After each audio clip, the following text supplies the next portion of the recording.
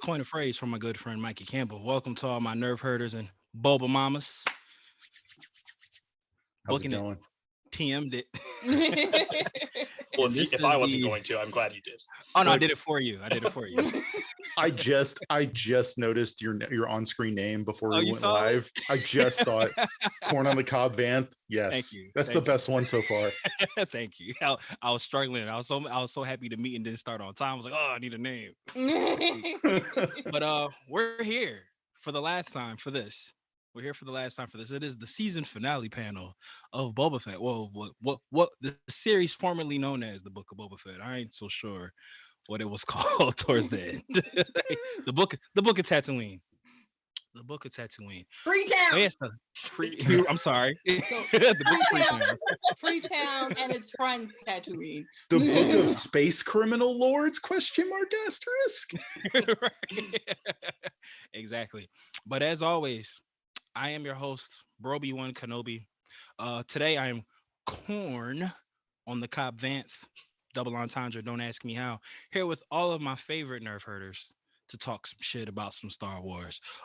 Let's get into it. We have a special guest, the residential hater, aka the Marvel snitch heard around the world, Miss Yali Perez. Say hi to the people. Hi everybody. Gold Leader has been standing by this whole time, waiting and watching, and now I'm here to suit up and get to the business. And also, I would like to take this time to apologize to Neil Blomkamp. I'm sorry I called you a lava cake, but I'm no lava. Unblock her. Please unblock me. It's time. Is he upgraded to an unmicrowaved lava cake? I don't know. Not If the I get cold unblocked, ones. if I get unblocked, we'll see. Coming up next, our neighbor to the southern is a word now, reason. The master of the purple lightsaber himself, Mr. Joseph Davis. How's it going, everyone? I'm excited to be here. I'm very happy. It's good. It's good. It's good. We're good. It's all good. We made it. The joke that never ends. The queen of busting ghosts, Princess Jazzy. Say hi to the people. Hi. We're gonna be covering like serious dramas that's still gonna be your lead in on this episode of Macbeth, the ghost busting queen herself. Clearly, I didn't get my bond right for this one. But It's humidity, Leia. Just drop. pretty Just much, drop. yeah. And then And Darth relate. Plagueis the Wise himself, the man with all the knowledge, the man who coined the Boba Mama phrase, Mr. Mike Campbell. How you doing, good brother? This is a story the Jedi would not tell you because none of them were there. And we're One not could have mad been. at it. What a way to lead us in. So no speculation. No will he, won't he, did they or didn't they? We open this up with Grogu Yeah. pulling up, Totally. ready to stir some shit on, wearing his Frodo threads underneath. His I was best I was grill. kinda- yeah, his His best grill, absolutely. I was a little mad that they didn't acknowledge that he was wearing it. I was waiting for a scene where he like gets shot or stabbed. I just knew the Rancor was gonna stab him like the troll stabbed Frodo in Lord of the Rings. I just knew that scene was coming, but it didn't. But yeah, we get Grogu. But before we actually get into it, there's so much. There's so much to cover here. I don't even know where to start. I guess the beginning is a good point. But we'll just go round robin. Mike, we'll start with you. What has been your take, not on the episode, the series as a whole? How have you felt about the Book of Boba Fett? I loved the action. It was a fun ride. I'm a little underwhelmed by the plot, but that's okay. I think that sometimes it's fun to just have these action-packed mini-series, if you will, to remind us, that Star Wars doesn't need to be a cinematic, like mind-blowing thing every time we watch it. There's important smaller stories to be told. That being said, this finale was anything but small. It felt very big, and I loved it. Big in a lot of ways, Rancor-sized big, if we will.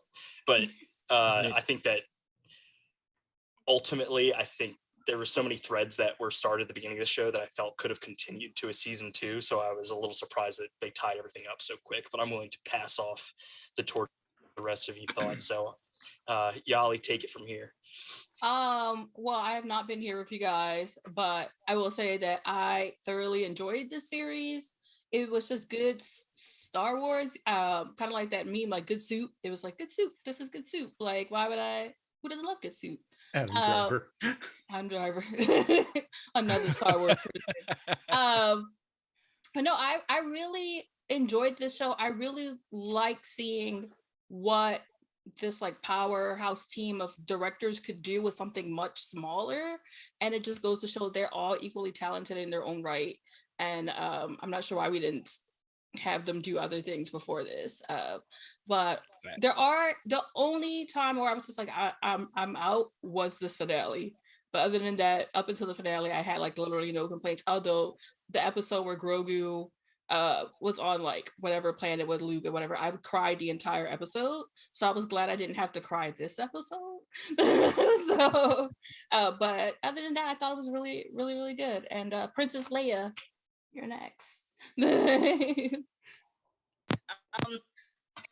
I mean, in general, for the finale, it's pretty much how I felt about this series. It had its good points, and it was let down with some things too. But we'll get to that here. But for now, we'll pass it over to Mr. Joseph. I think I'm echoing some sentiment when ultimately this series and this finale, but for the series as a whole, was a hell of a Star Wars thing. I would have been much happier if this wasn't titled The Book of Boba Fett, but like featured some Boba Fett, because that's kind of what this was. So I don't know. I really enjoyed it. It's not perfect. It's not nearly as strong as The Mandalorian, but it was a fun ride all the way through. Even if it felt like it was kind of like lost the map and had no reception for the GPS for about half of it. It knew where it was going. It just didn't let us know it knew where it was going. So that was a beautiful metaphor,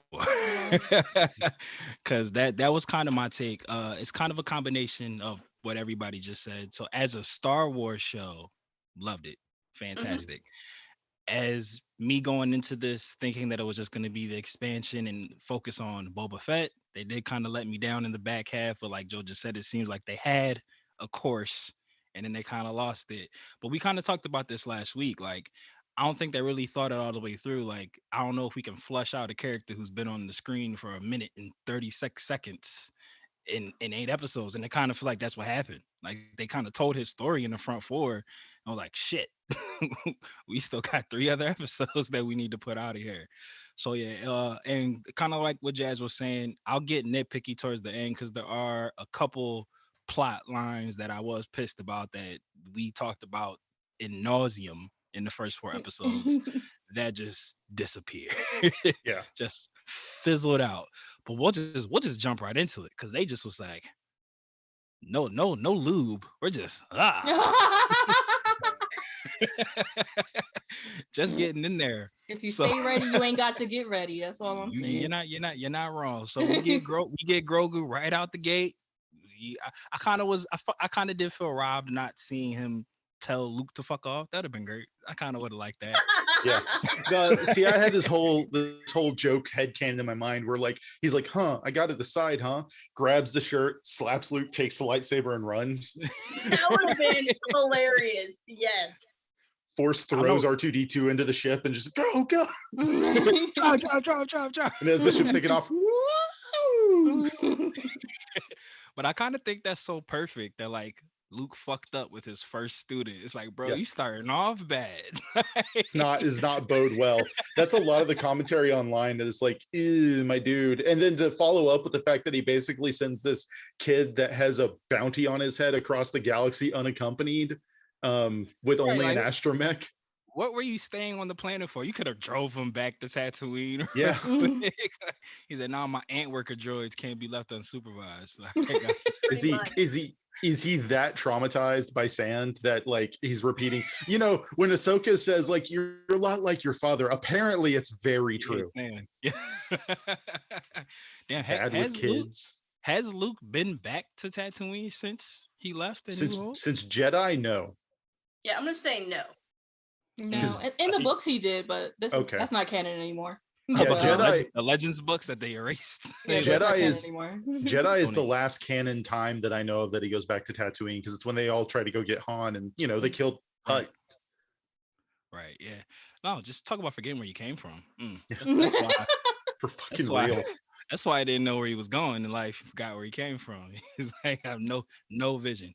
So we kind of get an opening scene, which this scene with Boba at the blown up brothel, I literally like gut laughed because literally every decision that Boba made, they was like, nah, that ain't it. And then Boba was like, all right, yeah, we'll go and try again. Like literally everyone. Bo's like, yo, we back at the palace. No, we're not. We're here. All right, yeah, we here. He's a Let's man dip. of the No. people. He's a man of the Let's- people. like, yo, I thought it was hilarious, but but I kind of like where you guys are at. Like again, like if this goes to a season 2, or just if it's in a vacuum chamber here, he's a terrible crime lord. Like, so it's like, See, where we I, at I with this? think I think ultimately though it's trying to show us he's not actually trying to be a crime lord. Because if he was trying to be a crime lord, he probably been like, yeah, we'll let the spice flow.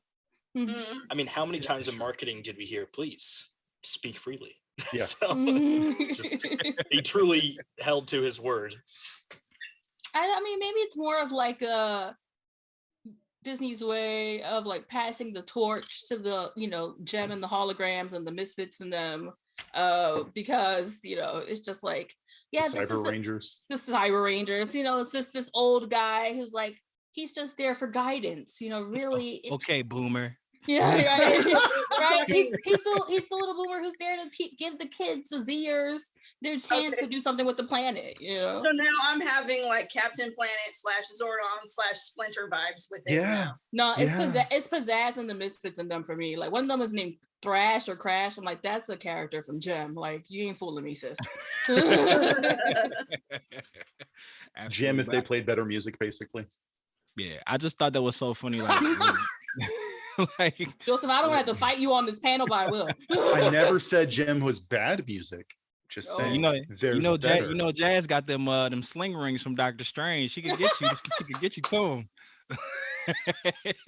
No, Look, the Misfits had better Oh. music. That's all I'm saying. that was okay.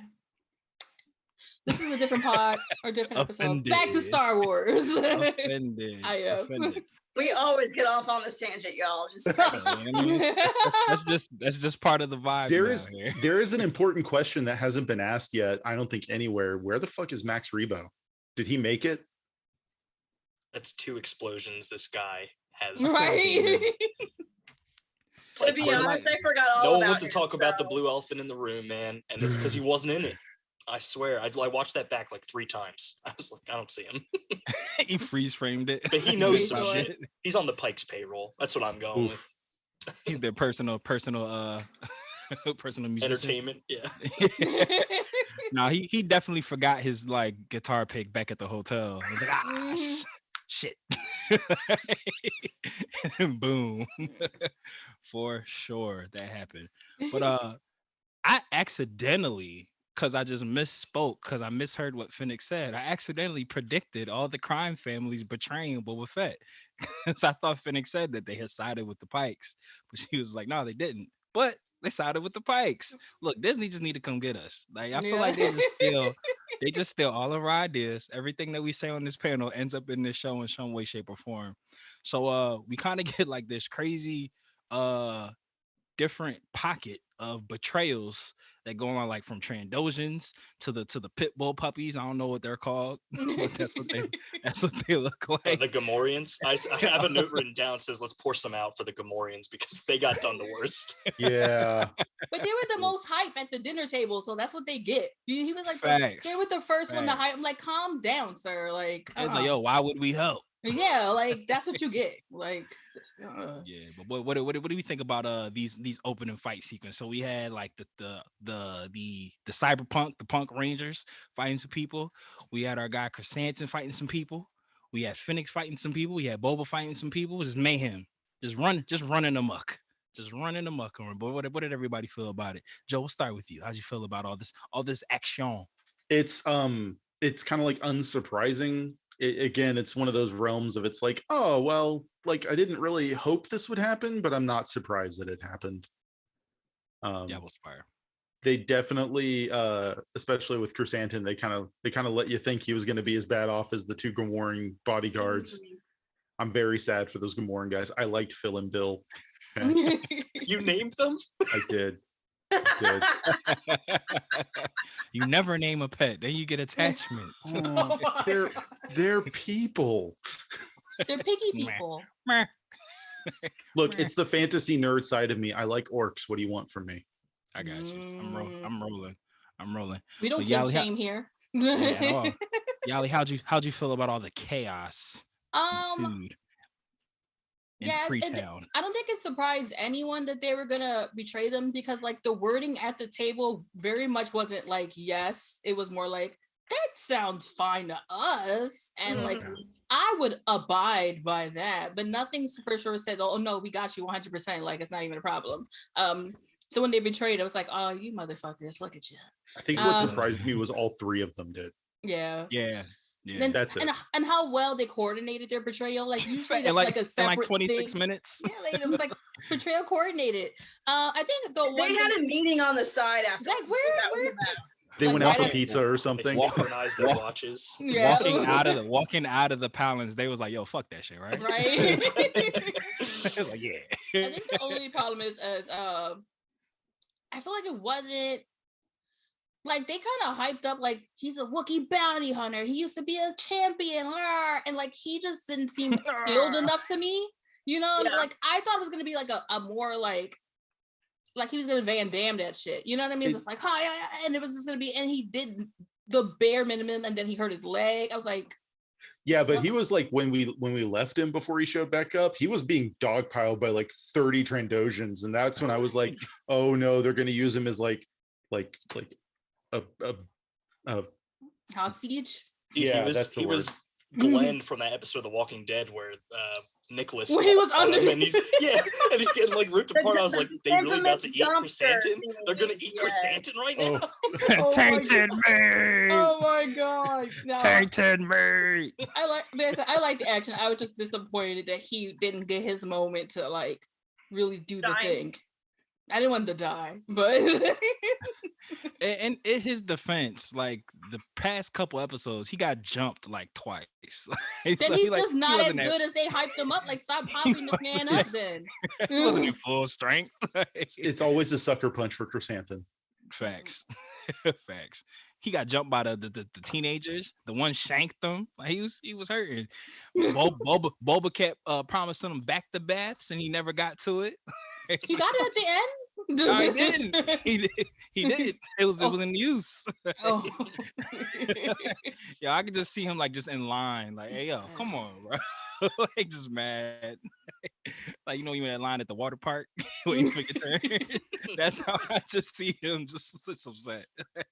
Just upset. So so we get a whole lot of Michael, how'd you feel about the action, brother? All right, listen. I love the betrayal all happening at the same time. But this leads into my biggest criticism of the episode. Give it to them. How you going to send off your second build character, like just away from all of the action that's happening in this episode? Ming-Na Wen gets the shaft here, and I'm not about it. And honestly, like if you had added one scene of, I love that she saves the cyber, like the modders, right? The Cyber Power Rangers, they get saved by their, as Joe termed it, Cyber Mama, which I also love. So, and that scene's great. And I think what I would have loved to see is her saving Chrysanthemum and telling him to rally at the point on her way to Mos Eisley, because I get it. Someone has to take out the crime family. And who do you want to do it? Fennec. But like just the way that it's cut, and the fact that like, how does Chrysanthemum know to like rally back there? It just doesn't seem like, it's like she's got less screen time in this one episode than like Boba did in the entirety of the movies. Yeah. And it's frustrating because it's like, don't get me wrong, she's definitely had her moments throughout the series, but like she could have really gotten her flowers in this episode. And I just think that the way they handled her scenes, and even the way the episode was cut, it was like, I would have loved to see her take out all of the like leaders in Mos Eisley before we got the Boba Cad Bane confrontation at the end. But it was still cool. I just like that, to me, is like one of the biggest missteps of the finale.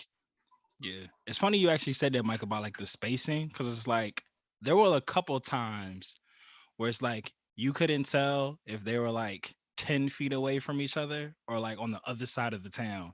And I was like, yo, where are y'all in relationship to each other that y'all have spread like this thin? Like where's the synergy? Like I'm jumping ahead a little bit, but I was cracking up when like the big things that come in with the shields. I won't jump the lead first, but when they come in and Boba like says to Den, like, yo, protect the people. He didn't protect the people, not once. he totally missed the assignment completely. And I was just like, yo, how big is Masespa? Like, it's just like, I know obviously because they're on like a physical set. Like, oh, when they say like, oh, go there and help them, they're not really going anywhere. But it seemed like they weren't too far from each other. But as these machines are like killing through the city, it's like they're so far spread out. And I was like, when did y'all have time to clear the city? Like, I was just so confused at all that. But we'll get there because we get a reveal, which we kind of all predicted, that the Pikes admit for some reason to killing the Tuscans. Just, I know it's for us the audience, but there really was no pro to them bringing that up in that space with Cobb Bane. There was no reason, and then God uses it against them. He's just like, hey, I have an idea that y'all just gave me. And we get a standoff and we get some confirmation of some lore that Boba and Cad Bane have had some issues in the past. They didn't reference the dent. I was waiting for it. They didn't reference the dent, but they did kind of have a really pretty cool conversation. But Mikey, I'll start with you because I know that's your guy. How did that standoff, finally seeing that in live action, how'd that make you feel? Intimidating as ever. I think it just it didn't quench my thirst for wanting that relationship to develop on screen. I'm just hoping we get it at some point at this point. But one thing I will note is that, I was my heart rate was up when he was like introduced to us last week. But something about Cad Bane smiling really creeps me out, and he did a lot in this scene. So kudos to the props team. They just made him everything I wanted in live action, and I'm really glad we got him in the series as a whole. But yeah, the conversation is great. They throw out some like straight up in universe lines of like the pot calling the kettle black. I couldn't even write down the line. It was way too many Star Wars terms in one sentence. But you understood exactly what it was. I knew exactly Absolutely. what he meant. Yeah, exactly. And it was a nice little standoff before the real standoff, and I really appreciated it.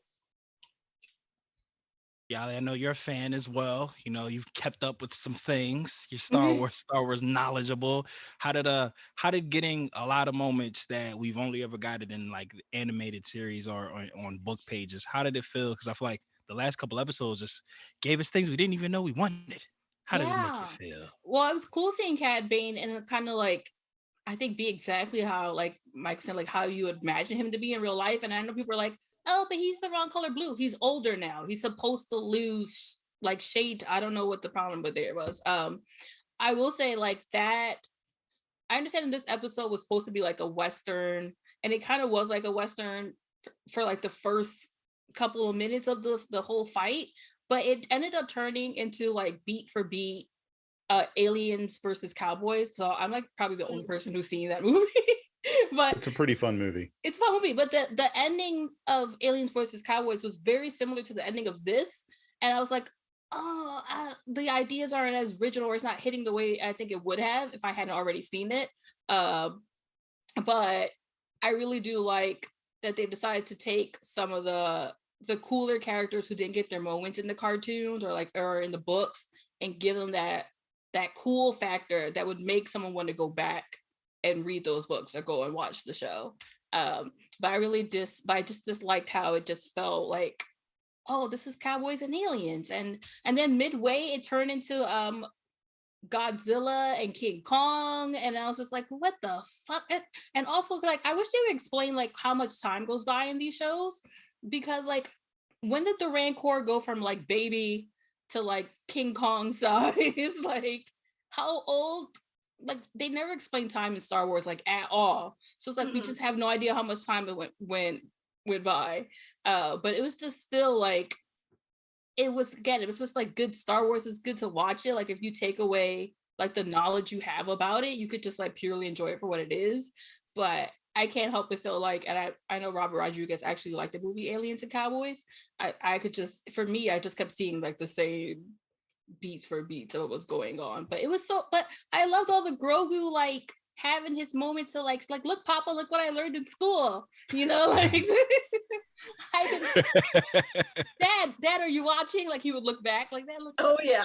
It was just so cute. So I like that part, but I think it was just like too much of a mishmash of like, this is a Western and now it's a monster movie and now it's a kindergarten cop. Like it's just too many things was happening. It's not the tumor. That's exactly what it is. It's just too much in this like supposed to be epic battle. I was like, there's just so much happening. And for it to only be done by one person, which was Robert Rodriguez, it's like, no way. Like, I don't know, but I'll never forgive you for comparing this to Kindergarten Cop. It was though. No, I know it was. I'm just saying I'll never forgive you for making me realize it. Yeah, he's Definitely. just like, look, and you know, Arnold was all like, watch it. Yeah. Like, good job. You did amazing. So Jazz blipped me with her Marvel I did not powers. blip you. Come on. He just went for Wendy's. I went for some Wendy's. I went to get some Wendy's. She let me borrow the sling ring. I had to run real quick. I'm back. But y'all, you actually did bring up a part that I caught at the tail end, just about like the Rancor, like changing in size and everything. That was another one of those things that just like abandoned plot point. Like they made it such a thing about imprinting and Machete being there for some reason and him giving that smirk like they're gonna end and the twins, they really left. No, Yeah. Like they actually left. Like they didn't come back. And before we kind of get into it, I know Mike, you had hinted at it a bit too. I kind of wanted to touch on that. I listed down several plot points that just either got abandoned or it was just we got like no payoff. So when Cad Bane like tells Boba like, hey, the Pikes killed your peoples, I didn't feel like he got any justice for them. Like it's I didn't really feel like anything came from that. Like it was just like, oh dang, I'm mad. Yeah, like, it was like nothing. Well, Now I what kinda- you Sorry, thought Joe. would have happened. Go ahead, Joe. I was gonna say, I kind of feel like his response was very much he already knew that. Yeah, Like- that's how that felt to me too. Yeah. Kind of, but then why would he have killed like the swoop bike gang? Like, Well, I no, guess- he didn't know that at that moment, but by the time he's, trying to be the daimyo and here come the Pikes again, like at that point, I think he was like, yeah. I just would have loved for it to been like for Cad Bane to be like, no, I killed Mufasa. Like, like That's- in terms of who actually took out the Tuskens. Like if the Pikes Going into hired this Cad Bane to episode, do it. Going into this episode, that's what my wife thought was going to happen, was that they had Cad Bane kill them years ago because he's been on their payroll for a while or something. That'd been dope. Yeah, because it just feels like that whole like wanting to like make Tatooine great again. I'm sorry, Freetown, make Freetown great again for the Tuskens and everything. Like it seemed like that reveal should have been a reveal. Yeah. And then it was just like for that to have been Cad's plan. Like how was that a plan? Like he was coming outside anyway. Like he was outside he anyway. was- He was like, I'm just trying to make him unhinged. It's a psychological thing. I think he was literally just trying to trip Boba up. That's all. Yeah, but it's just like so there was that plot point. We just said it like the cousins really leaving. Like they really didn't come back. They really went to go do some incestual things. They The got better perfect things to example do. of like a thing that I would have expected to be like resolved in the season 2 of this show that Yeah. we're probably not getting. So But I think And I it's just because they're young. They're still youngish at this time. Again, they never really explain time and age right now. But I remember like them being younger and not really being too interested in trying to take over for their uncle. It's more like, oh, we have to do this thing, like Right. And then once they got there out, there was like, oh, we can leave. Then let's go. Like we got a party back on like Coruscant. We got to get to. So like you guys can just handle it. Yeah. That was their vibe. They're just teens who have to take over for their uncle, and they didn't want to. It's like I'm so torn because it's like I'm on the fence because it's like it was such like the the way they ended it is like they could address all these things in season 2, but like Mike said, I would be totally not surprised if it never gets brought up ever again. Mhm. Like the way that it just was like they dealt with it without dealing with it, and it was like, oh, they just tossed that away. Cool. So I do think there's a chance though that some of these characters we'll see again in the future, because that's a really great thing about Star Wars is like all these characters are now in the toy box, and a couple of years from now in another series, even if it's like the Ahsoka series or the Obi-Wan series, these characters could show back up for whatever reason. Kind of like what they did with this series from some of the animated Star Wars stuff, where they've been doing with Mandalorian. Very true. I totally agree with the point, but I also think, and this is at risk of getting an extreme eye roll from everyone on the panel, that this show, with how it started, felt like it could have been the Breaking Bad of Star Wars shows, in the sense of like we can get like a real look into like a mobster type like movie, but the show the entire time could not pick which genre it wanted to lie in, and it just felt like it had that potential at the beginning, and then once like the Mando inclusion started happening, it was just like, this is clearly not it. Like it was trying to be The Godfather or The Sopranos and just ended up being like Blazing Saddles. Yeah. Yeah, definitely how it ended wasn't how it started. And it's just like, as a Star Wars show, loved it. Like as what it was said that it was gonna be, I have my exceptions to it. It's like how is Boba a better like person and actually cares about the people more than like Luke Skywalker in some cases? Because like that's kind of what ended up happening. Even Finnick was like, we can make really good money off of like actually controlling the spice trade here, and he's like, no, these people are suffering. We're not going to let them do that anymore. These are our people, and we're going to protect them. And I'm like, okay. I see growth. Matt, I hate to do this to you, but look at me. What's up, brother? I'm the moderator right now. No, please. we need to talk about this, because Joe, you set it up perfectly. The one thing that they nailed in this episode was the theme of the show, and that is, you are nothing without your tribe, or it's always better to do things as a team. You can't do everything by yourself. And you hit the nail on the head. How's Boba out here acting more like a Jedi than the actual Jedi in the show? But yeah, it's like there's something to be said for it. Dickhead. He really is. Because the Jedi are a legacy of failure. Exactly. Facts. At the same time, it's like they hit that note so hard in this finale, and I have to give it to them. Like they really stuck to that theme throughout the show, and you got to kind of appreciate it from a storytelling standpoint. But was that intentional, or was this really 7 episodes of like, Anakin was wrong about the Sand People the entire time? Sand isn't that bad. Like this was just like a rebrand for like the Tuskens.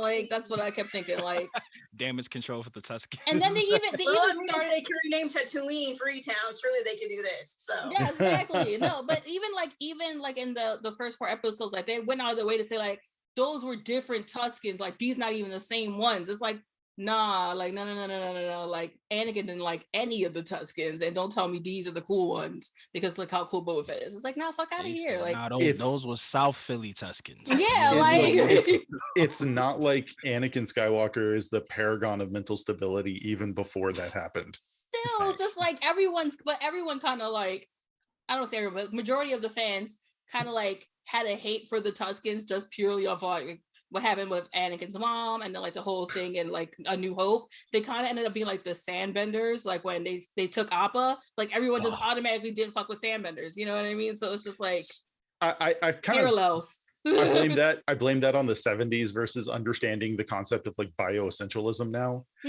Like even like in D&D, people are like, all orcs aren't bad. We can't just say orcs are evil as a race. That's not good. Same thing with Drow. They're not all evil. It's it's growth. It's understanding that you shouldn't have an entire alien species exist to be just pure evil. That's bad writing. That's lazy. Yeah.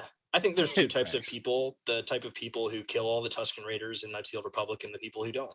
So. Yeah. And there's no in between. No. Well, there's probably some in between. Balanced. Because only a Sith deals in absolutes. I was waiting for that. I was waiting for it. No, the in between. Listen, Circa's paying top dollar for the gaffy sticks, okay?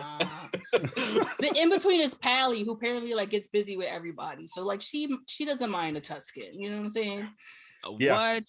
She And said, she "Oh, messed, nice head tails." yeah, she messes with Jawas. I'm sure she had a Tuscan in her time too. Like, oh, If they're not like together, her and the I Major Dormo, know. by the Yeah. time like the next time anyone goes back to Tatooine, what's the point? What's the Exactly. point? They're 1000% going to be together. They have Yeah. to. There's no choice. Well, now There's we no need a choice at mini all. series. It's just Cheers on Tatooine, but it's like Well, they he's running gonna the end up shop. like he's gonna end up helping her business by like keeping her books all clean and straight because she's not the type to keep like financial records, and he's gonna be like, "Where are your receipts?" And she pulls out like greasy burger wrappers, and that's gonna be like What's the best that's part the about whole it? point. Pelly obviously that's- wears the like jumpsuit in the relationship, and he's Yeah. he's just looking pretty.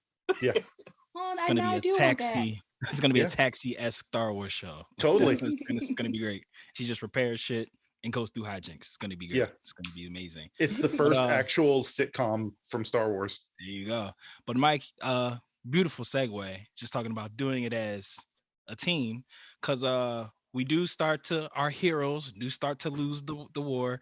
I do feel like we were robbed of a moment of the Tuscans just on the ridge with the sun beating behind them, just ready for Because war. we still could have had the Tusken that are the Freetown allies show up with them, and that would have been awesome. Exactly. Or the Jawas. And that Pally their slept gaffy with. sticks, their gaffy sticks are made from the bones of the freaking crate dragon. That would have been amazing. Yeah, I feel like we were robbed of that moment, but we do get the cavalry, the free folk, the Game of Thrones style free folk show up. Freetown with their free tank. Exactly. I do want to call bullshit on one scene in the show. So when Boba and Mando are like getting blaster banged by everyone, The wet dream of Star Wars. Yeah. were they all literally aiming for the armor plates? Like all that shit exposed on Boba. We can't do that when we have an entire like at least 3 movies with stormtroopers with absolutely no aim. I know also- it was so on brand, but I was Matt, like, Beskar's like it's Mandalorian for plot. It's plot armor. Literal plot Damn. armor. I see what you did there. But it's like it's so funny because Mando, his shit's like crispy. So like just hearing all the pings and watching all these blasts, I'm like, now one of y'all hit all of this that's not covered by nothing. No, I hate nobody? to call him out, but it's the Captain America effect. He's got that vibranium shield, and that's all anyone ever shoots at. Jazz, when someone brings up Captain America, you say, you say. I could do this all day. I told you I was gonna throw you the oop again this episode. But we get the You free planned folk. that with Joe, didn't you? Look, There we you talked go. about this. No, this was no plan. This was no plan, Synergy. but the Force just Synergy. willed it. This is the way. This is the way. The synergy. But the free folk come. Minus Corn on the Cob Vance. He wasn't there. It is implied that he died off screen. Poor Timothy Olyphant doesn't even get an on-screen death. Sorry, Timothy. And he got shot in the shoulder. Come Yeah. on, bro. Yeah. Like, come on. That doesn't kill you. But we get Tati and the girl. Does the girl have a name? Because she came through as like the MVP of the free folk. The sniper. I don't know if she was like given a name. Look, And I don't want to just call her if the that girl. if It that's was, I didn't catch it. So Yeah, I don't same think they here. ever said. but see, I don't even remember all the names of the punks either, and they're some of my favorite elements It's of this show. Pizzazz, Stormer, Okay. Clash, Shot, Okay. block, Jason, barrel. Jason, Rio. Trini, Zach, Tommy, Billy. Look, all I'm saying though is if like she, like the sniper from Freetown and the lead cyberpunk girl, if they're not like best friends now, what are we Yeah, even doing here? They have to. That's Hawkeye and Black Widow Yeah. Star Wars Yeah. version. But no, that was great shit. But that girl, sniper girl, tank girl. Oh, I love that movie. We're gonna call her Tank Girl because she There came we from go. the tank, and that's a great movie. But Tank Girl's coming up aces. She had all the plans. She had Mhm. all the strategies. She was like, "Yo, we about to dig in. This is what we're gonna do. Spin, guy. Stop spinning. It's dangerous." Did anyone else notice that he also was the only one with like a purple blaster bolt? I Yep. feel like that was like a clear nod to like Mace Windu in a lot of ways. But it was Also, the only other one that had lines. true. They were inclusion heavy on this episode. They was like checking off all the boxes on this last episode. But we get the free folk coming in, and we get the reintroduction. And you guys can correct me if I'm wrong, but I don't think we've had battle droids since the Clone Wars. After they We've like not. won, they shut down all the droids. I know when like Star Wars like Rebels and stuff. There was like that episode where they had like the ship The with all Dark battle droids. Troopers Yeah, were yeah, the technically Dark droids. Troopers and things, but like the Also, old school. technically, in both Rogue One and this series, we've had droids shown as well, but they were in flashbacks or it was Rogue One. The K series units are supposed to be like the closest. It's like how like I don't know, they're basically battle droids, but they're treated as security droids. They're like the ISB, they're ISB security droids, Yeah. but their like functionality is also incredibly lethal. I mean, if you've played Jedi Fallen Order, you know. But Yeah. Facts. But yeah, we get like battle droids back, and I forgot how much like wreck they used to catch. Like in the Especially prequel these big heavy artillery scorpion droids. Yeah, they were like blown up the roly-poly droids, like blown up versions of those, and boy, were they fucking shit up. and no match for Droidica. But this is where I kind of referenced this before. This is where Boba and Din Scooby-Doo this shit and decide to split up for whatever reason. They're like, hey, let's split up. And you know what fucks me up even more? What they were doing was starting to work. They were like, yeah, but not before they would have been pelted with blaster fire. Like it. Look, True. for those that have played the Dark Souls games, there's only so much you can tumble around the boss. Oh my god! Very true. And that's the thing is, I was just waiting for like one of them to die. I'm just like, okay, here it comes. Somebody's just. It's going to be the end of Boba Fett now, isn't it? Because it's the book of Boba Fett. But no. Or at least give us the impression that one of them was dead. Like even if they didn't actually kill them, like knock them out of the fight or something. But yeah. Totally. Missed opportunity right there. Sorry, I dug the Dune reference with the whole like, oh, we can't pierce it with our laser weapons and our kinetic weapons are too fast. I'm like, so the slow blade pierces the shield then it is. Like you saw Chrysanthemum almost got through. He's like, I'm figuring this out. Oh man. He said it was by sheer anger he almost got through. Oh yeah, he was just upset. He's like, I've been jumped 3 times. Don't nobody help me. This is my only other major criticism of this battle. I'm fine with the shields, it's fine. But like they keep shooting at it, they keep shooting at it, nothing's happening. Both times when the shields are down, everyone stops shooting. Yeah. Why? They got confused. It was like, wait, what? Now what do we do? that dark saber also should have been able to do a little bit more than it did as well. I agree. It definitely should have. I got so excited when he whooped that thing out, and I'm like, yes, here we go. And it was like, this is why she's busting ghosts. Sorry. 100% agree. Like the dark saber should have done more. Like, but it was just like pink, nope, pink, nope. Especially it was the checkoff for the dark saber because it was the whole commentary about him like oh you're unfocused and that's why it's so heavy and like he has something he's focusing on now. It's not just training, so he should have been like Jediing with that shit. Yeah, I did like the little. It was like a subtle like acting choice. Like the third time he hacked that, and it was like like he's like, what the? Why isn't this working? That shit was funny. But then we get a little baby Grogu. Yeah, you think they give it to Grogu, and then Grogu could have just mastered that crap. That's what I was waiting for. I was waiting for it to like go into his hand. He's like, don't worry, Papa, I got this. Right. Because with Grogu, he's like no thoughts, just vibes. So like there's no way that thing would have been as light as a feather for him. Yeah. So we get the reunion. How did you feel? Oh, it was the best part of the episode. It really was. Underwhelming, overwhelming, the right amount of whelming. It was everything I needed it to be. Evenly whelmed. Yes, evenly whelmed. Only thing that made it better would have been him like, look, Dad, I got it. That was like, yeah, I was waiting for them to acknowledge that the whole time. You could see it, but I was just like, dang, like they're not gonna like. Well, I think he said something. It's like you're even wearing the shirt. Yeah. Oh, did he? But he did. But I wanted Grogu to be like the one that's like initiated. Like you. I did enjoy it, and I think it was like perfect. But it was kind of reminded me. I think we touched on this last week, but like the Titans situation where it's like for the plot I would have enjoyed if this reunion happened a little further down the road. Yeah, just felt like that plot point got rushed, And that's the only thing I didn't like about it.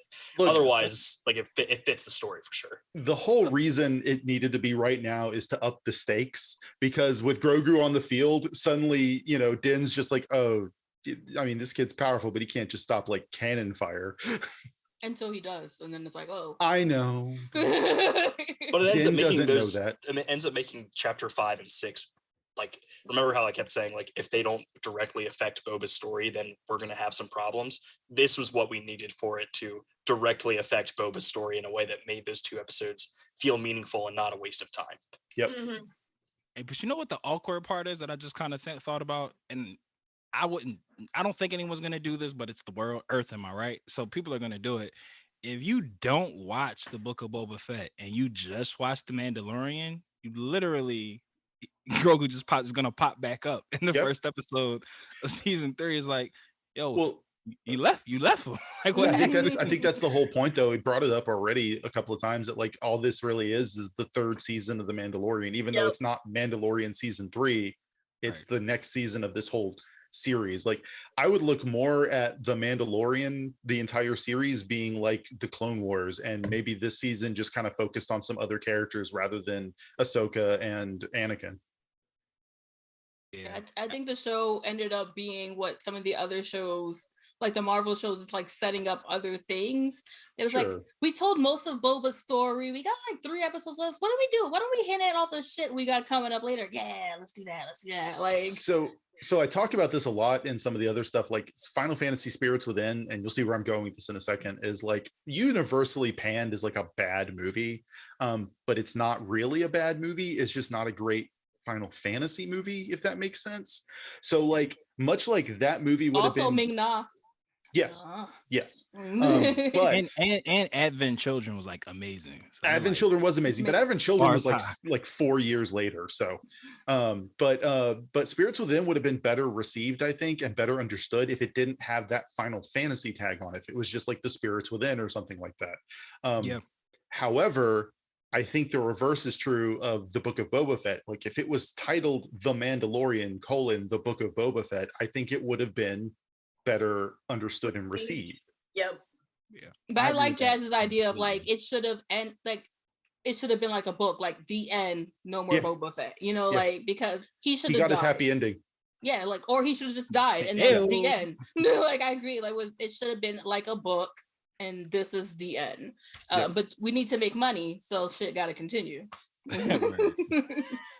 We got to sell these toys for Toys R Us that went out of business. I do think with all the characters that are here in this whole finale thing, and much like an issue I have with Endgame, like there could have been this pivotal scene where Luke did come with Grogu, and there's just this meeting of like Luke and it's not necessary, but like to me that's almost as big as like seeing Steve meet with Red Skull returning the Soul Stone at the end of Endgame. I would agree with that. I was waiting for Luke to pop up as well, and I was a little sad. I'm like, oh look, it's Grogu and R2D2. Where's Luke? I was like, oh, okay, so exactly. Grogu. All right. Like, I was expecting Luke to be there because he wouldn't send Grogu back alone, because he doesn't have any other students yet. Well, he so had like, R2D2 with him.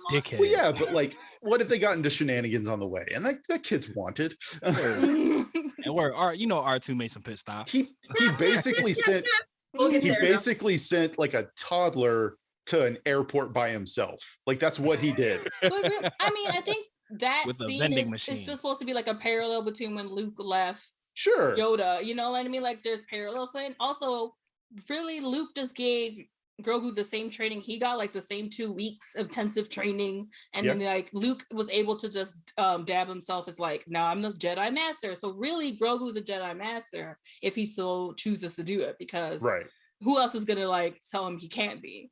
So I think it's like Jack was just supposed to be like, remember like this callback from like that other time this happened. But I still think there's I remember a lot. Luke got his ass whooped. That's what I remember. I still think there's a lot to be said about like if Luke had shown up and delivered Grogu, and then Peli would have been the one telling him like, oh yeah, you know, things are going crazy here. The new daimyo Boba Fett's trying to stop drug smuggling from happening on the planet, and Luke's just like, who's doing what to help who now? Like how long have I been before, gone? Luke is the worst. So Yeah. Dickhead. Grade A dickhead. Champions League dickhead. It's just like, I have a theory that the closer you get to getting your doctorate in an academic field, the crazier and more detached from reality you are. I think he's that's become the truth. a bigger I think douche. that's the same thing.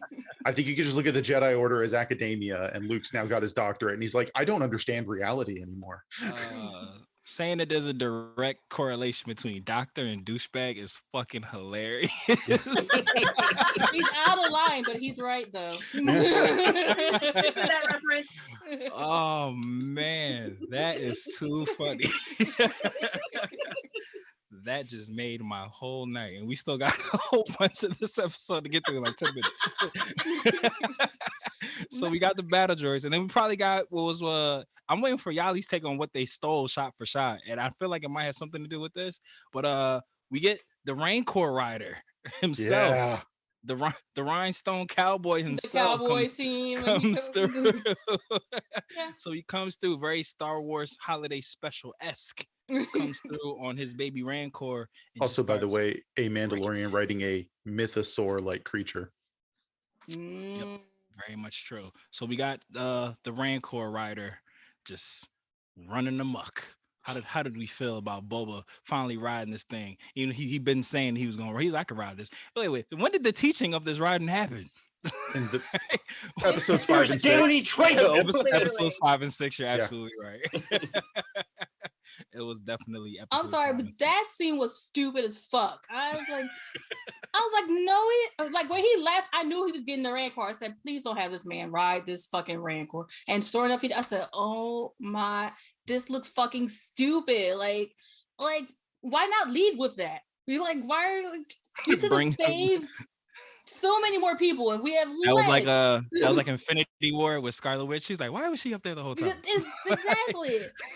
And then, like, obviously the training wasn't that good because, like, the Rancor eventually, like, just lost his shit and, like, King Kong'd everything. It was like, where's the planes? And, like, he needed a blonde woman. It was, like, it was so dumb. All I'm saying is my cat has panic attacks around small children, but he does not have them when I'm also in the room.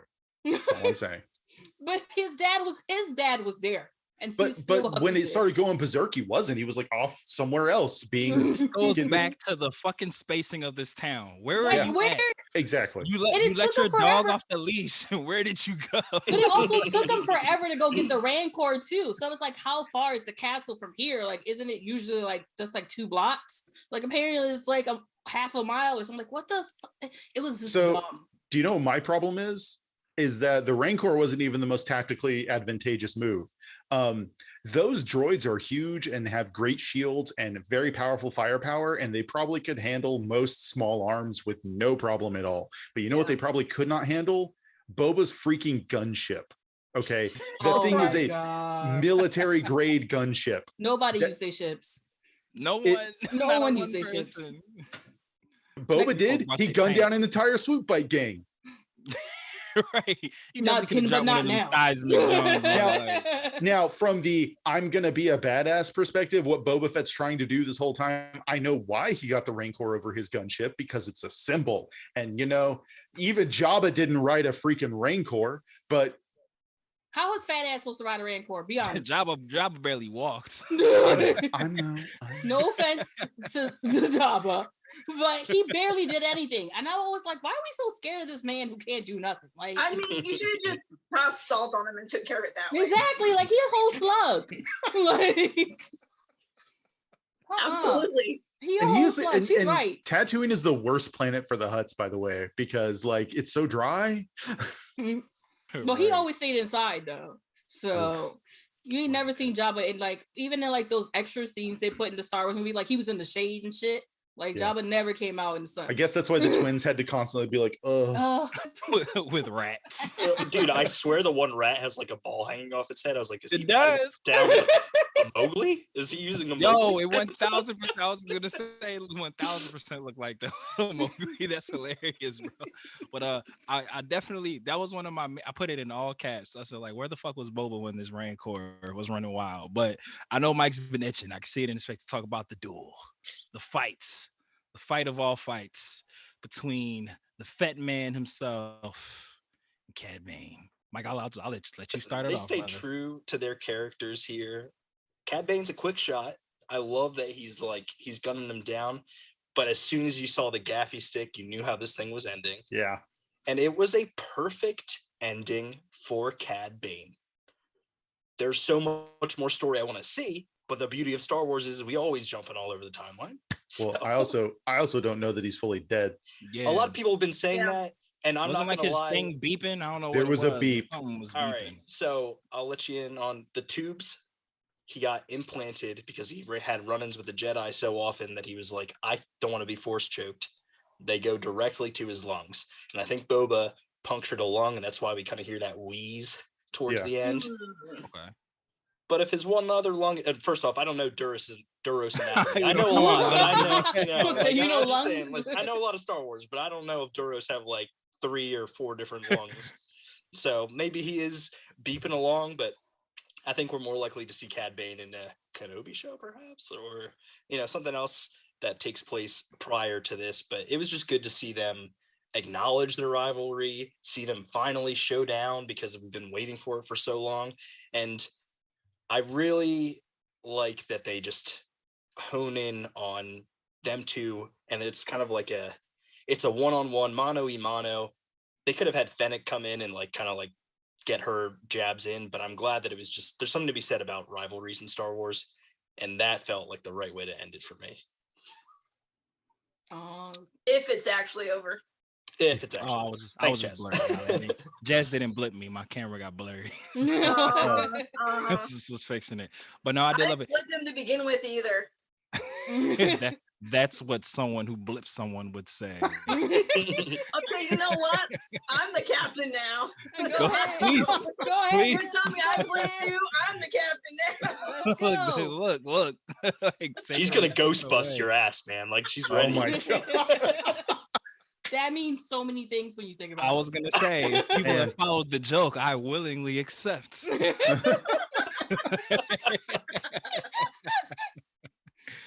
Oh man. But I feel like the most meta part of this whole series was said by Cad Bane when he says to Boba, he's like, yo, I know you. I've known you. I just can't figure out what's your angle. And that's what we've been asking this whole show. Something from the writer's room made it into the show. So I do like there is one element of it that I'd imagine, I don't know that much about Cad Bane from all the different series stuff because I'm still very behind on that stuff. But I really enjoy that it looked like Cad Bane was gonna win. And that probably is how a lot of their stuff in the past went, is Cad Bane very easily outclassed Boba. But you know what it finally was that allowed Boba to win? Everything he learned from the Tuskens. That and Grogu. Oh, yeah. Grogu's mere presence makes everything better.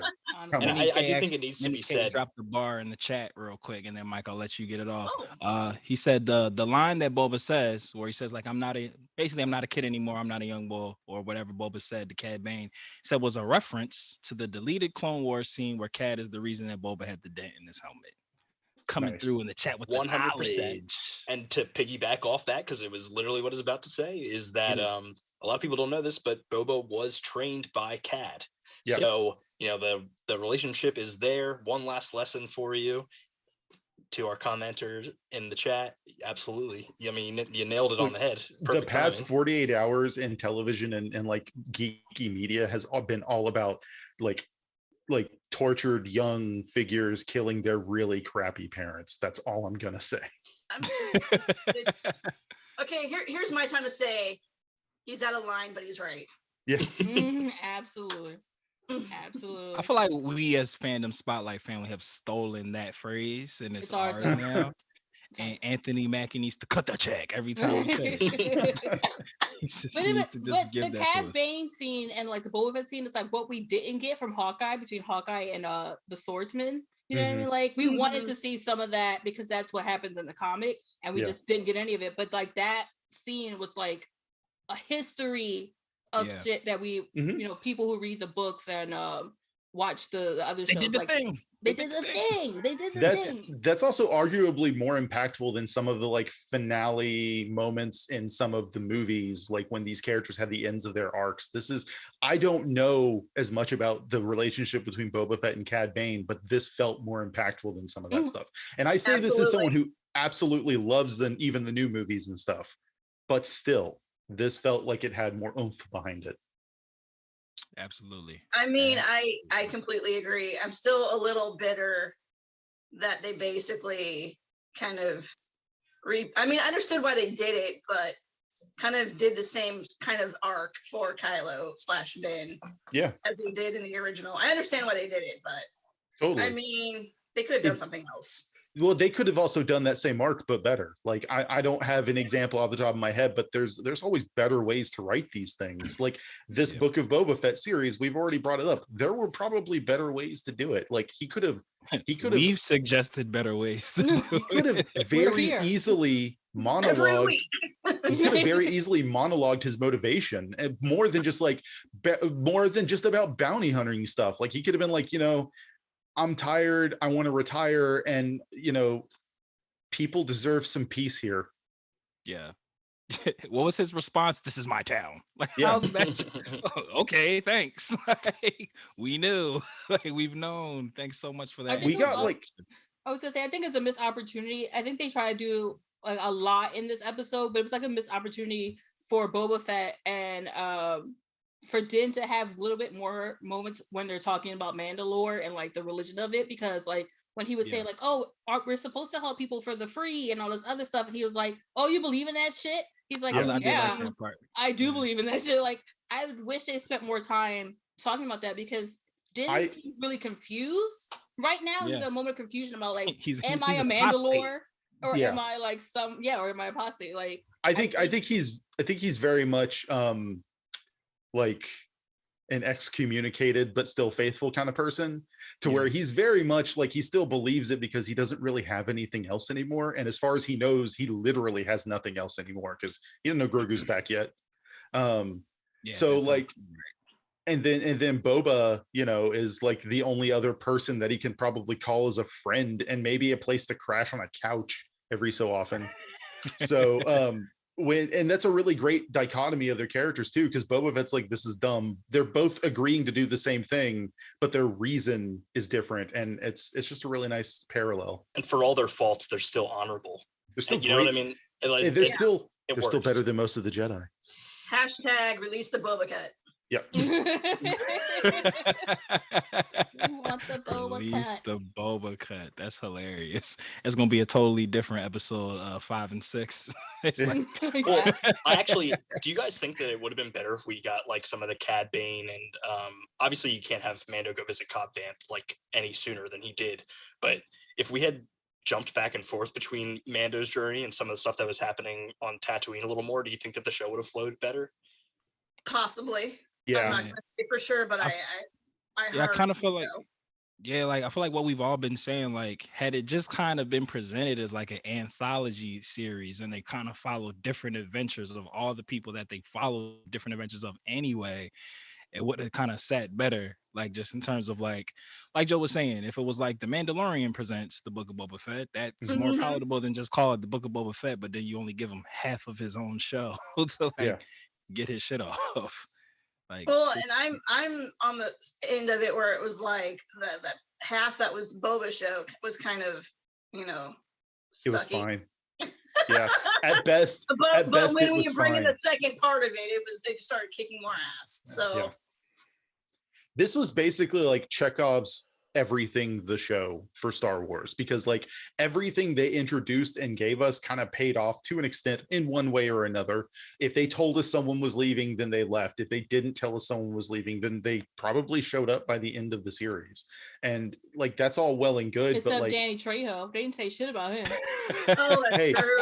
That's true. Forgot he was in that. Oh, that's so bad. Listen, Latinos are not doing great out here in Star Wars. Let me just say. That's true. That's you true. gonna bring in the most Latino person possible, and then he's there for like 2 minutes. Like, come on, don't do this. Cassian's getting his own show. It's true.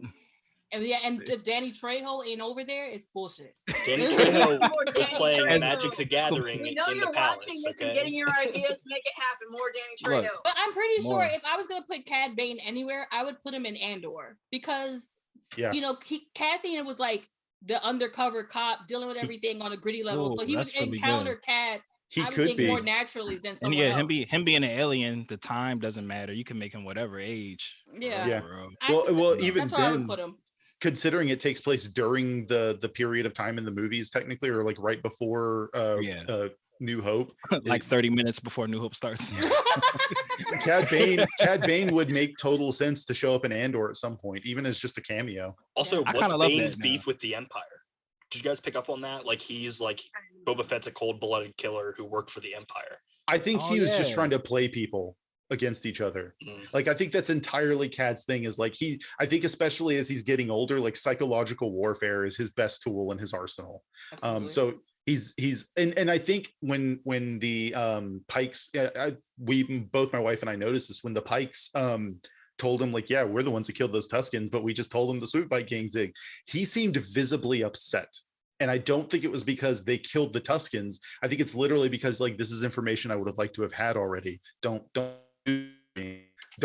withhold things I can use, please. Yeah. Because as soon as he said that, he was like, and now I have a plan. I'll be back. Yeah. I'm never going to see you guys again, but I'm out. Hey. So we are up against the time wise because that's what happens. Rebel without a watch. That's what I've dubbed it myself. And here we are. But we get some, in my opinion, some very anticlimactic ending scenes. we get the classic friends become enemies, enemy becomes friends, but we all are better for the journey, stroll through the town, and hey, what's next? And we get the group shot of Chrysanthemum and the Cyberpunks and Boba and Fennec and everything. And it's lovely. And it's kind of like Mike was saying, if there's a season 2, wouldn't be surprised. If there's not a season 2, wouldn't be surprised. What are they gonna do? Make it like Schitt's Creek, where like they try to figure out like how to help the town and everything else? Like I don't know. Well, the twins could come back. There could always be an issue with one of the other towns. I don't know. Dang, get some salt. They'll never come back. The twins are not coming back. That's Lay true. some salt Well, around the even if the planet. twins don't, with no like official like criminal syndicate claim to the city or to the planet, any hut could be like, oh, so you're saying it's abandoned. Right. Yeah, Jabba did have kids. But And I don't know if they're alive, but there's Zero, I think, is one of the huts. Is a very Zero is dead. Oh, Zero is dead. I couldn't Cheers remember. Yeah. Forgot all about him. Guess I who's hate to dead. spoil things for people, but the world needs to know that Snice Noodles Spoiler killed alert. Eh, I think that the time's passed for spoilers. yeah, time is about it. probably way past. Super facts. Yeah, so we kind of get a wrap up in the Book of Boba Fett. We see Mando and Grogu flying off. So Super cute. Wizard. Yeah, that scene was great. he's like, come on. He's like, do that thing. No. Oh, okay. One last time. He's like, He's just like, It was so good. The only thing he was Cool. missing was I hate to say it, but that was my favorite part of this whole episode. Oh yeah, I was waiting for that, Perfect. Mike, for that music to hit. I was definitely waiting for that. my favorite was the when Grogu calmed down the freaking Rancor and he just curled up next to it and slept. No, I'm that like, was oh, cute. That was thus pretty cute. thus solidifying that Rancors are the galaxy's pit bulls because they used to be nanny dogs for small children, and you know. There you go. It was just so cute. And then we get what I feel is the worst after credit scene in the Yeah, history You're so weak. of Star Wars. speak We for see- yourself. Oh, Speak well, for yourself. we know you love Cobb Vanth. We know. I do and too, but who doesn't love Thundercat? But I was like, that wasn't what I was expecting it like to happen. Like, and then he had a glorious beard. That was a great beard. look, And all I'm saying is someone did his hair. this is not a popular enough trope for them to make Cybervanth 2077. Okay, so It meant nothing, absolutely nothing to me. So yeah, I mean, Yes. I'm like, oh, I see what they're doing. Okay, he's alive. That's cool. But like, it definitely doesn't have the oomph that the ending of season 2 of Mandalorian did when Boba Fett just goes in there and kills Bib Fortuna. Like that had punch to it. Like this was just like, Yeah. oh, good, he's alive. And why they put him in a Steve Jobs black turtleneck So then put him in the back of the tank. I didn't understand why they put him. Because apparently Michael Fassbender is going to start playing him now. I guess, baby. Really? Why? No, but you believed it, didn't you? No, I really did. I'm like, oh shit. He believed it. Did you see him, Jazz? He believed it. I was like, I knew she, No, I but knew if she they- traveled the multiverses. If they instead got I can't remember the other actor's name. We joked about last time. It's Timothy Oliphant, and who's the other guy? Fuck. I would Josh say Duhamel. Ashton Kutcher, but Yeah. Josh you're on a Duhamel. different lane. Josh Duhamel. Yeah, if they got Josh Oh, Duhamel to Duhamel. play him, that would have been funny. Like, oh, we made some changes to your face. Slight love some Timothy minor Oliphant. changes to your Fucking face. face You guys can off. keep talking about this. I'm here for Timothy Oliphant. No, He's I an love attractive Timothy man. Oliphant. Look at Yeah. him. Sir He's Timothy. a silver Sir fox out here. Timothy. And he's charming. Sir Okay. Timothy Oliphant. He's the OG Timothy before Timothée Chalamet took his spot.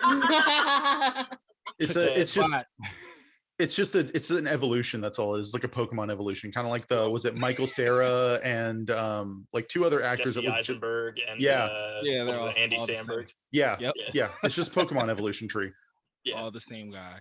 So before we get out of here, we did get a really awesome kind of graphic for Star Wars scene of Finnick killing all the families, killing the mayor, like hanging boy with piano wire. I was like, None of it was as shocking as the that hanging. was crazy. Yeah. Also, I we never get to see feet in Star Wars. What? I love it. Thank you. Like, what is going Thank on you. right now? But I was living for it because I mean I've been waiting this whole stinking show for her to like do something like that.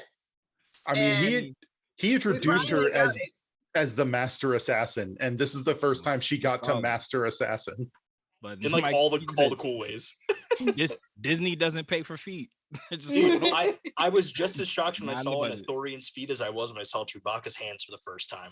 When I saw Oh, Chewbacca's yeah. hands in The Force Awakens, I was like, oh, Force Awakens, he had fingers. I was like, oh my he's god, got fingers? I thought it was just furry like gloves. Like Pause. that. Yeah, No. nope. And then you see they're like dangling. I was like, this is great. I was like, I know this is stupid, but this is great. You just staring at it. That's some dead alien feet. Yep. Okay. I'm here for it. Grogu still got none, but I'm here for some feet. No, he has little feet.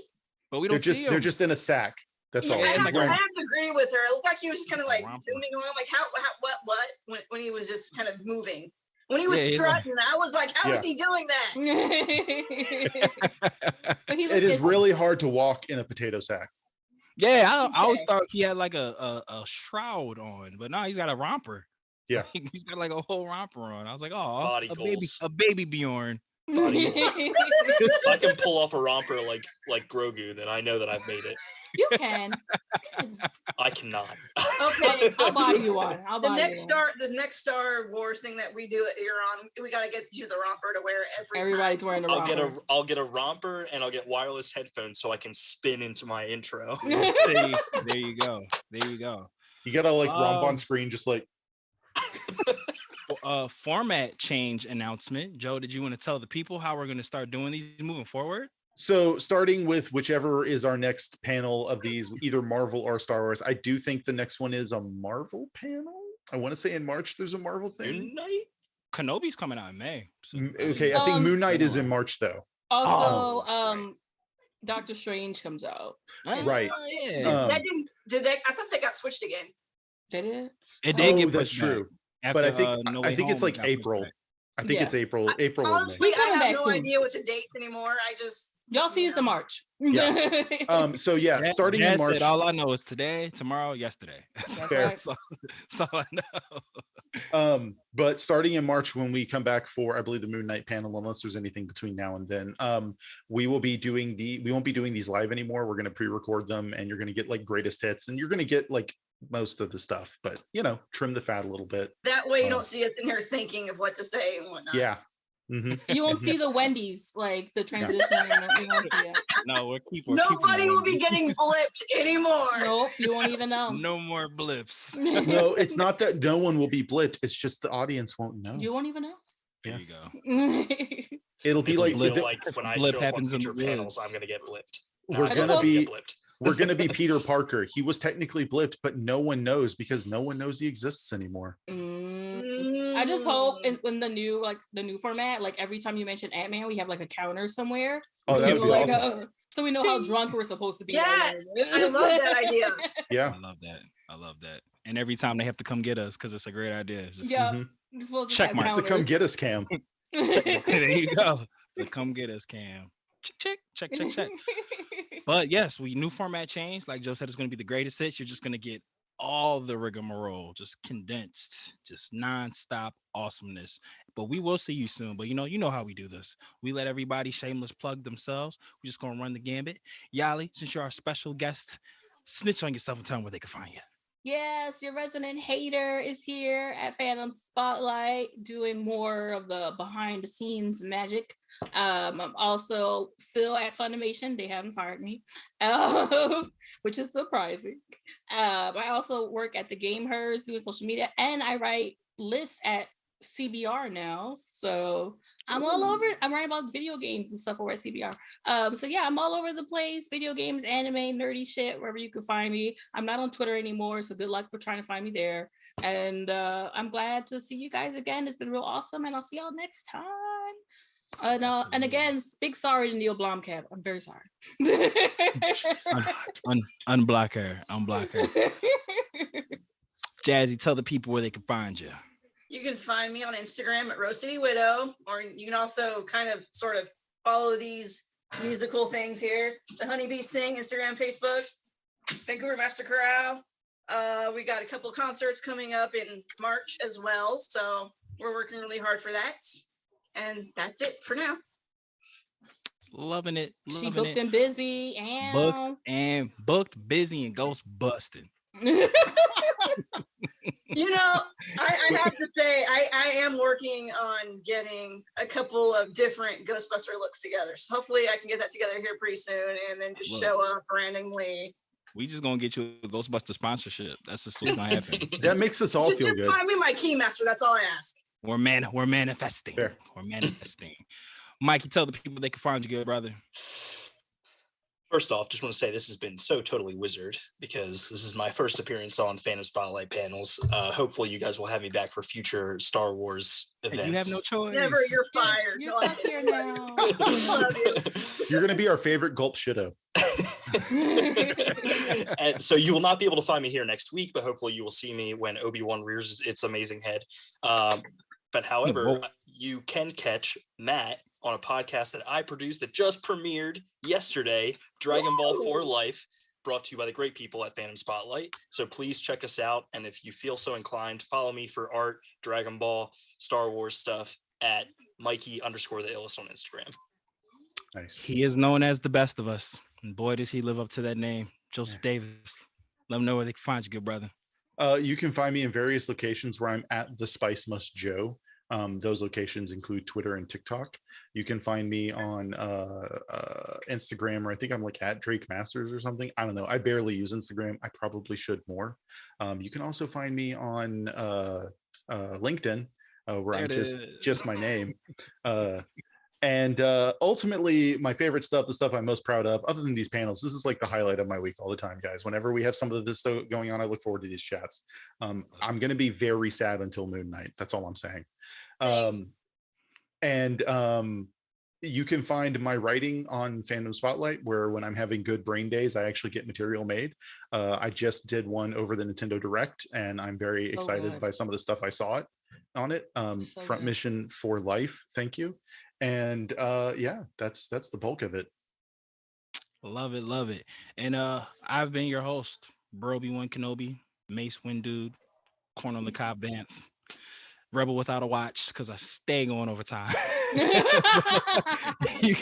You can find me on _Menace to Sobriety on Instagram, Matthew Porter on Facebook, DB4L _pod, Dragon Ball for Life podcast out now, sponsored by the beautiful people at Fandom on Anchor and Spotify, and we try and get on all the platforms.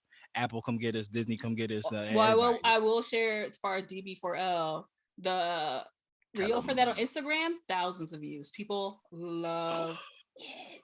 Okay. It started with hundreds, and I checked this morning. It's like, over 3,000. Okay, us. Okay. First off, Matt and Trav are beautiful people, but I edited that shit. You did. It's not. Look.